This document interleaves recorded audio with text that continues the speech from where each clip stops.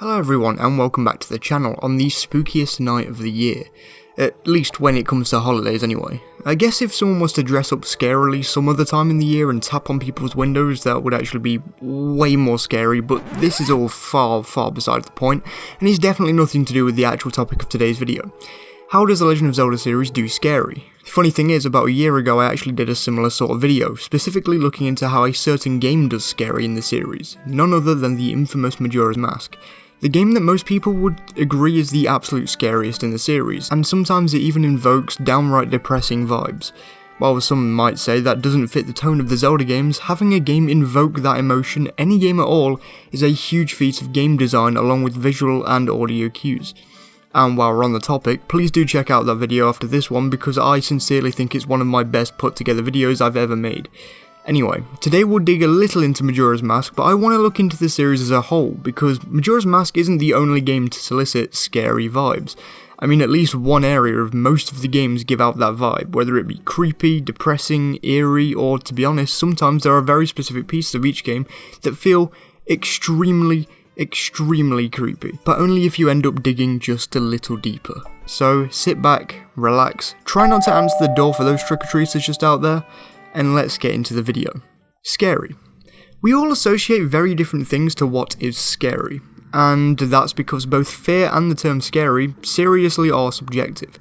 I mean, some people love clowns and have done ever since childhood. Others have hated clowns near enough from the day that they were born and would love nothing more than to never see another one again. Which is all to say that we all associate being scared of something to different things. For example, one of the things in the series that's always been something I'm personally on the fence about is giant arachnids, otherwise known as spiders. Dude, seriously, I hate spiders. You put a big spider next to me in real life, I am zooming away.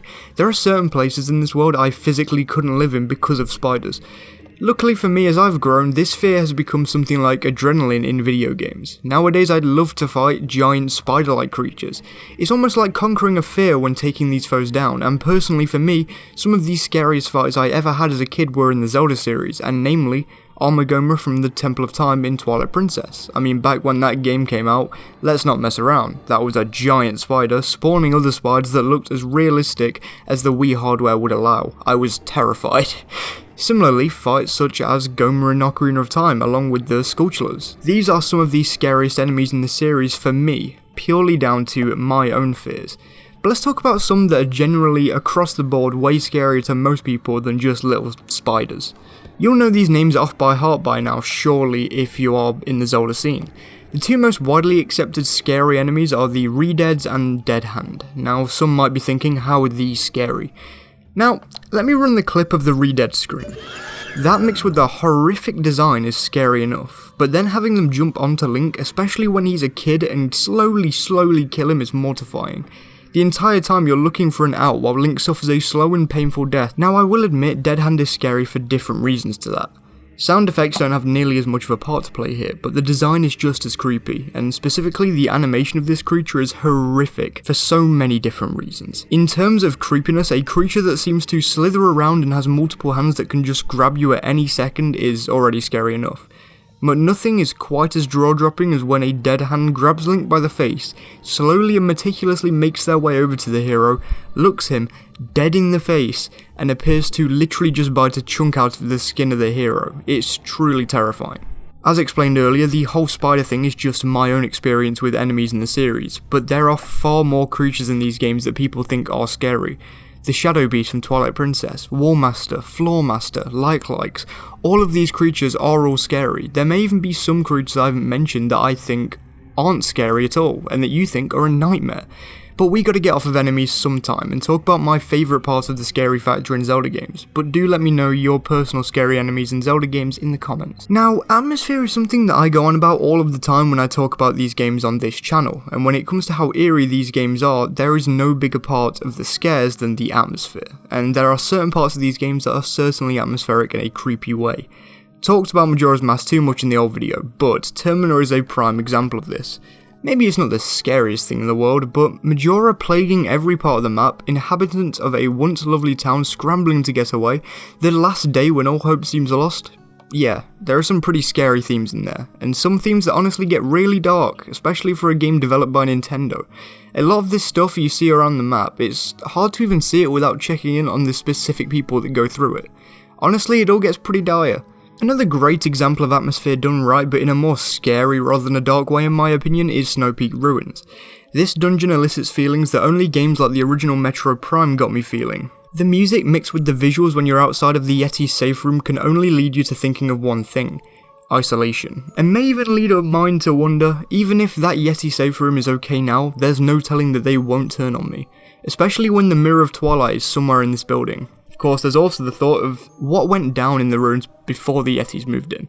And that can lead you to some pretty creepy places too. Not to mention all of it culminating in a jump scare that Five Nights at Freddy's could only dream of with an actual build-up. Now, Twilight Princess wasn't a horror game, but that scene did give me a fright initially. Then again, in Twilight Princess, you also have the Twilight Realm, isolation, none of your own kind, creatures you've never seen before. But nothing gets talked about more in that game than that one cutscene. If you've played it, you know what I mean. The story of the interlopers, a great piece of history basically told through the eyes of an interloper that's descending into madness. Seeing them betray friends for power and eventually being locked away in the Twilight Realm with the few shadows, with some very creepy audio bits too. The 2D games also do isolation very well depending on the dungeon. Since I'm already running out of time, I'll skip right on ahead, but the 2D games, while they are 2D, can do it just as well, and that's a fact in most of the dungeons really. Ocarina of Time has the bottom of the well. As a kid, some wonder what might actually be at the bottom of a well, and of course, most of the time it is just pennies or whatever. But this is the answer everybody thought up and nobody actually wanted. It plays to your childhood, whoever you may be, and creeps you the heck out. Again, it's eerie and it has some of the scariest enemies in the series down there, not to mention random holes that you can fall down if you don't already have the Lens of Truth. The Shadow Temple, Bongo Bongo's lore, and Giant Hands, the music, everything in the dungeon oozes creepy. Giant blades ready to smite Link, it's an easy place to get some of your creepy fix.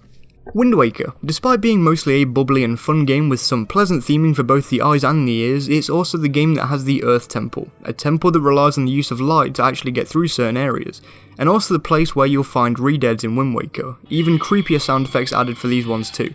Floor Masters at the ready to snatch you. I mean, there's a load to think about here while still maintaining at least some amount of colour, but most of the colour is replaced with harsh greys. Skyward Sword is the Ancient Cistern's underside, and some creepy themes hidden throughout. The Ancient Cistern has to take the cake here though, for throwing you into this happy or serene place, and changing that serenity to being eerie and a minute flat with malice-infested bokoblins flying at you from every single angle. Not to mention the climb up the rope to get back to peace at the top of the cistern. Excellent play on emotions from the devs. Finally, Breath of the Wild. I could talk about the thousands of ruins and lore in the game, but I'll keep it light. Link died canonically in this game. Let that sink in for a moment. Now not just that, but 4 of these 6 main characters in the game also died. Link relives these memories, but apart from their spirit forms, we'll never truly experience their touch or speech ever again. Ganondorf actually succeeded. For 100 years Zelda was locked in a battle, waiting solely for Link. And you can think of that how you will, that's pretty darn scary to think about in terms of the Hylians' livelihoods. As I said, there are millions of examples for Breath of the Wild, but I kept it very light and simply gave you only the story that happens before the actual game. Now please do let me know of your favourite tragedies in Breath of the Wild's Hyrule in the comments below. Now if you've joined me on this video on Halloween night, then thank you for taking the time out of your no doubt busy schedule to watch me talk about a game series.